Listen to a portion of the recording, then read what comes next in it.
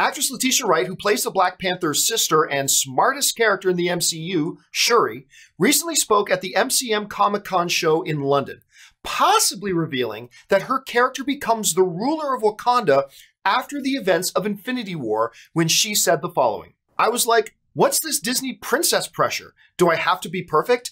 Then I realized that everyone's just so geeked out about having a different kind of female character in the Marvel universe and the Disney universe. And there's going to be much, much more. I'm not the only Disney princess to come to the surface and claim that title.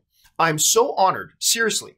I grew up on the Disney movies and grew up with the Disney princesses, and they didn't really look like me. But now you can go and buy action figures and say, this is a Disney princess. Right on. So Jonathan, did Letitia Wright just let a little Avengers 4 spoiler slip? And if so, what do we think of Shuri as a monarch of Wakanda? Well, first off, it's possible she let it slip. You never know. I mean, when it comes to the MCU, unless I feel Kevin Feige says it, and sometimes even then, it's not official. Right. She was answering a question at a convention. She did mention that it did occur in the comics, and that's true, that her character is the Queen of Wakanda for a time in the comics. And maybe if you look at her words a certain way, maybe she's talking about the comics and not the movies. Yeah, and she's referencing also about a Disney princess, not a Disney queen. So she is a princess currently. I'm not opposed to it. I think it's a great idea. And honestly, even if she did become the Queen of Wakanda, I think we pretty much all know that it would be a temporary position, because I'm pretty sure Black Panther is going to get resurrected. So ultimately, does it really matter even if you're against it? I don't know why you would be. I think she's an amazing character, and I think she deserves to be queen. See, I love the character.